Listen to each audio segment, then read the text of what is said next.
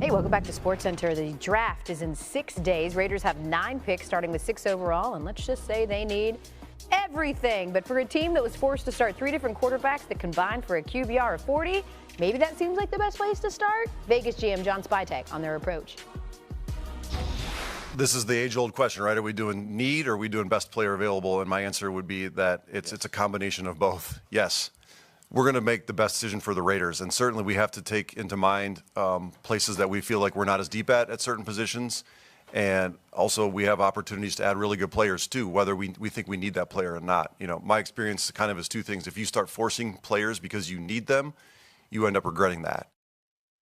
We love Ryan Clark so much that we would pay a king's ransom to have him on this show. And honestly, he looks like he's at a place where they might ask for one.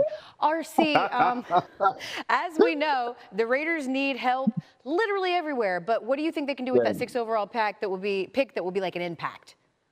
Well, I think the first thing, obviously, El, is Ashton Jeanty, who many have mocked to the Raiders. Their run game was putrid. They couldn't get anything going. Josh Jacobs leaves for Green Bay, and they couldn't even start an offense because there was no run game to lead into the play action. And he is one of the true, Ashton Jeanty is one of the true impact blue chip players in this draft. But also the run game suffered because of the offensive line.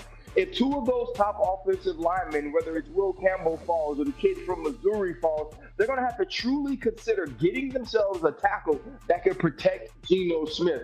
When your team is as bad as they were, you need to fill so many positions. But I agree with Spytek. Don't start drafting for need when there's an opportunity to pick the best player available. They're going to need all of Jeanty's 2,600 rushing yards. A quiz for you. All right. The last time that the Raiders won a playoff game, the #1 grossing movie that year was Lord of the Rings, The Two Towers. Name that year. 06. 2002, my friend. 2002. I know. It's been a long time. You didn't get it right, but we'll still free you if you need to blink if you need help. Are you good? All right. Ryan Clark. I'm good. Thank you, my girl. Thanks for joining us. All right, a walk down draft memory lane, shall we? Some of the biggest trades during the NFL draft didn't actually involve anyone being drafted that day, like in 1996. When the Rams dealt Jerome Bettis to the Steelers, the bus ended up rushing for over 10,000 yards over his 10 seasons in Pittsburgh and helped the Steelers to victory in Super Bowl 40 in his final game. How about when Randy Moss was traded from the Raiders to the Patriots in 07, and all the future Hall of Famer did in his first season in New England was set the NFL's single-season receiving touchdown record with 23, by the way, a record that still stands today. And finally, 3 years ago, Titans trade star wideout A.J. Brown to the Eagles. The former Ole Miss star, one of 3 players with 4,000 yards and 25 touchdown catches over the last 3 seasons, joining Tyreek Hill and CeeDee Lamb. Hey, as promised, we welcome back our senior NFL reporter, Jeremy Fowler. What's the buzz that you're hearing about? Maybe some trades we could see around the draft? Could be some action with some star players. Let's start with Jalen Ramsey. The Miami Dolphins are shopping Ramsey, the star cornerback, as we speak. $21 million in guaranteed money in 2025. Makes this a little bit cost prohibitive for a lot of teams, but there should be a market. The setup they have with Ramsey is they're going to look into this, and then if they have some solidified teams that could make a potential deal, they will circle back with the player, make it happen. So nothing going on right now, but certainly closer to day 1 or day 2 to the draft, that could heat up. And the Dolphins at number 13 on the clock could certainly go defensive back to try to reshape that defensive back room. And you got Mark Andrews. This one's complicated because he's a legacy player of Baltimore. They love him there. Certainly they're open to him returning, but they've been non-committal recently about his future. He's got a $16.9 million cap hit. So something has to give here. Certainly they could keep him or even extend him, but meanwhile you have teams like the Indianapolis Colts, a few others that are looking hard at tight ends in the draft. Maybe if they don't get their guy early, they could circle back with Baltimore, make a deal. Next you have, flip it, we got Trey Hendrickson there with the Cincinnati Bengals. So this one's at a bit of a stalemate. No update, I'm told, on contract talks with the team. The Bengals want to re-sign him. Hendrickson wants to be there, but they're far apart in money and have been for a while. Meanwhile, the Bengals don't want to trade him, really. I mean, they've had a huge price tag that no team has been willing or able to meet at this point. So maybe the draft will create some urgency here. Meanwhile, Bengals picking 17th. Do they go edge rusher to really complicate matters and potentially give a headache to Hendrickson even more? Then you got Kirk Cousins. So the feeling I get from Atlanta is they're still not eager to make a move here because they've paid him all this money, $37 million in guarantees that he's locked in on, and they just don't really see the need to just take a measly day 3 pick to move him unless a team makes an enticing offer. Maybe the draft will create that. But they're willing to go through next week, keeping Cousins on the roster. Look, in June is when he has to report for minicamp, so there is some time. Maybe that's the next deadline if they do get past the draft. But Cleveland Browns look like they've moved on, taking Joe Flacco. There's just not a lot of momentum here with Atlanta and a deal for Cousins. I mean, listen, he's already hamstrung them financially. He got a $10 million roster bonus because he was still on the roster the 5th day of the league year, and a $40 million cap hit. But at least he can sort of swag surf.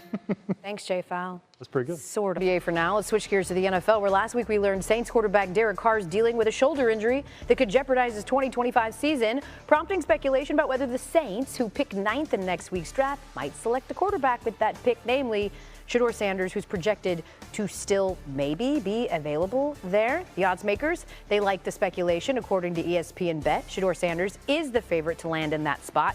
New Orleans, by the way, has drafted a quarterback in each of the last 2 years, picking Spencer Rattler in 2024 and Jake Haener in 2023.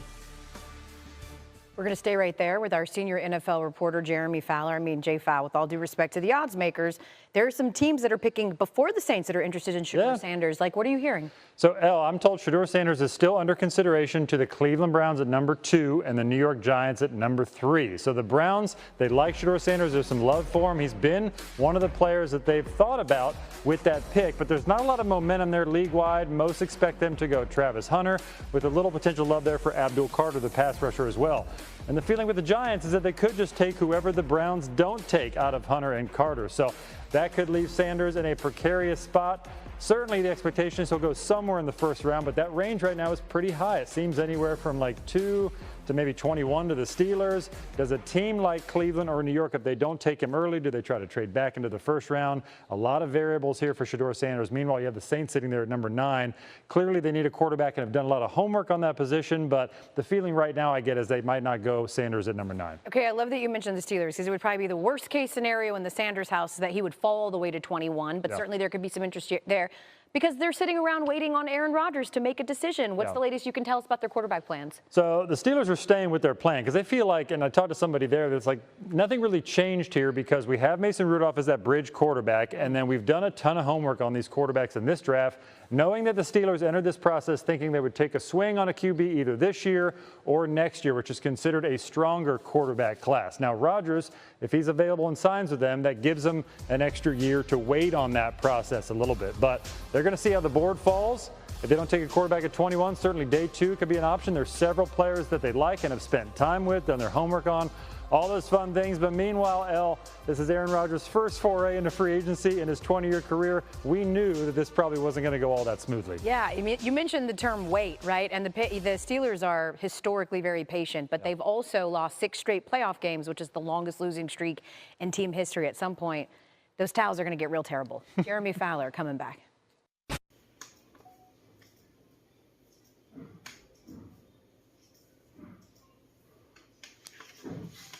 Xin chào tất cả mọi người đã quay trở lại với kênh của mình. Ngày hôm nay mình sẽ tiếp tục hướng dẫn các bạn làm vòng. Và hôm nay của mình sẽ có tiêu đề là số 7. Mọi người hôm nay vòng của mình sẽ có tiêu đề là số 6. Bây giờ mình bắt đầu làm nhé.